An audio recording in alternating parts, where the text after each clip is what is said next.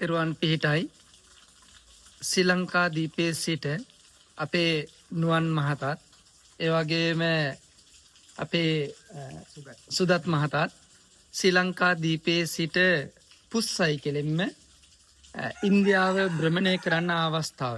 ඒ අවස්ථාවේදී මගේ විහාරස්ථානයට පැමිණිලා දින කීපයක් නතර වෙලා මේ නාලන්දාව රජගහනුවර වටපිටාව ඇවිදලා බලලා මෙතුමාලා ගොඩාක් සේවාවක් ලංකාව වෙනුවෙන් නම රැගෙන යන්න වෙරදරනවා.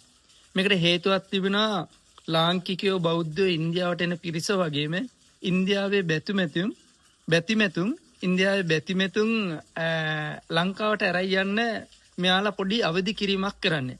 ඒ නිසා මේ වෙනකොට ලංකාවේ ඉඳලා මාස දෙකමාරක් වැඩි කාලයක් සයිකලෙන්ම ඉන්දියාවේ භ්‍රමණය කරනවා. අද වෙනකොට දින මාස ගාණක් ගත වෙලා ඉවරයි. ඉතින් මේ අතරතුර තමයි මගේ විහාරස්ථානයට පැමිණියේ. ඒ නිසා අපි එතුමාලගෙමුත් පොඩි වචනයක් අහලා බලමු කොහොමද මේ ඉන්දියාව මේ ප්‍රදේශයේ මං ගැන කොහොමද කියන වචනයක් කතා කරලා බලමු.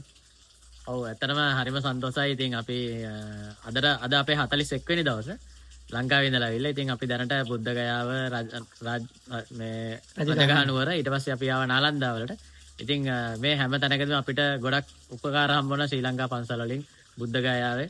ඊට පස්සේ රජගහනුවර ඊට පස්සේ දැන් අපි නාලන්දාවට ආවට පස්සේ නාලන්දා ශ්‍රී ලංකා පන්සලේ ඉතින් අපිට නතර වෙන්න අවශ්‍ය ආහාර පාන ඒ වගේම මග පෙන්නේ මම හිතන්නේ ආහාර පාන නතර වෙන තැනට වඩා අපිට අර ලබා දීපු මග පෙන්වීම තමයි ගොඩක් වැදගත් වෙන්නේ. ගැමි පරිසරය කොහොමද ඔයගොල්ලොත් අපේ වීඩියෝ වලින් දකින්න නැති.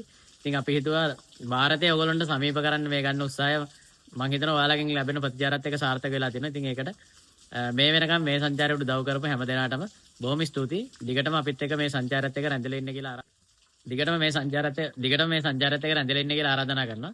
ඉතින් ඒ වගේම මේ සංචාරය සාර්ථක කරගන්න දුටුවේ මහින්ද ස්වාමීන් වහන්සේ අපිට ලබා දුන්න සහයෝගයට බොහොම පින් කියලා මතක් කරනවා. අපි සුදත් මහත්තයත් එක්කම වචනයක් කතා කරලා බලමු. ඔව්. ඉතින් මොකද ගොඩක් සතුටුයි. මොකද ඉන්දියාවට ආවට පස්සේ අපිට ආගන්තුක සත්කාර සෑහෙනම වෙනවා. දැන් අපි මේ පන්සල් වලට ආවට පස්සේ අපි රටේ ස්වාමීන් වහන්සේලාගෙන් වගේම එතකොට ඉන්දියාවේ වැසියොන්ගෙන් ගම්මානවල එතකොට පාරේ ඉන්න මිනිස්සුන්ගෙන් කාගෙන්ද කියලා අදාළ නැහැ. හැම කෙනෙක්ගෙම හම්බෙන්නේ ආගන්තුක සත්කාරයක් විතරයි. කිසිම ප්‍රශ්නයක් වුණේ නැහැ. ඇත්තට මේකයි අපි අර වීඩියෝ එකකින් හරි පෙන්නන්නේ.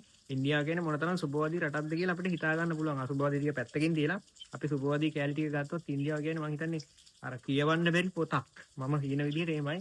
ඉතින් ඇත්තටම ගොඩක් ස්තුතියි හැමෝටම අපි වෙනුවෙන් මෙච්චෙක් දක්වපු සහයෝගයට. මොකද අපේ ගමනේ තව 4න් එකයි අපි ගිහිල්ලා තියෙන. තව 4න් 3ක් තියෙනවා. ඉතින් ඒ ටික ඉවර කරගන්න අපිත් එක්ක ඉන්න කියලා තමයි අපි ඉල්ලන්නේ. ඒ වගේම මමත් අපේ සිංහලකම රකින්න එලකම රකින්න දාම්බීරත්වයේ රකින්න දකින්න ලැබෙනවා.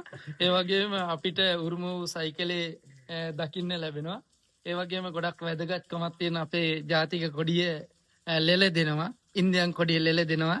ඒ පසුපස හමා යන ලාංකිකෝන් වශයෙන් අපි සතුටු වෙන්න ඕන. මම ගොඩක් ආරාධනා කරනවා ඉදිරි අනාගතේ මේ වගේ පුතාලා අපේ දුවලා ලංකාවේ ඉඳලා සයිකලෙන් පාගමනින් එන්න කැමති අයට ඉදිරි අනාගතයේ සුගත් මහත්තයාත් නුවන් මහත්තයාත් සමග එකතු වෙලා ඉන්න කියලා. ඒ වගේම ලබන වසරේ මගේ විහාරස්ථානයේ කටනි පින්කම සඳහාත් මම ආරාධනා කරන සයිකලෙම මේ ප්‍රදේශයට එන්න කියලා. ඉතින් ඔයාලා කරන කටයුත්ත ඉන්දියාවෙන් ලංකාව දක්වා රැගෙන යන්නට මේ බැතිමෙතුන් ලංකාව පෙන්වන්න ඒ දරන වෙරදැරීම ඉතා හොඳින් කර ගැනීමට සුබවාදී දැක්මක් හොඳයි කියන අදිෂ්ඨානයක් කරමින් ඔයාලා සියලු දෙනාටම තෙරුවන් පීඨයි සම්මා සම්බුදු සරණයි සුබ ගමම්. ඔයාලගේ ප්‍රාර්ථනාව ඒ ආකාරයෙන් ඉෂ්ට වේවායි කියලා ප්‍රාර්ථනා කර සිටිනවා. තෙරුවන් පීඨයි සම්මා සම්බුදු සරණයි. සුබ දවසක් වේවා සිළු සත්‍යයන්ට.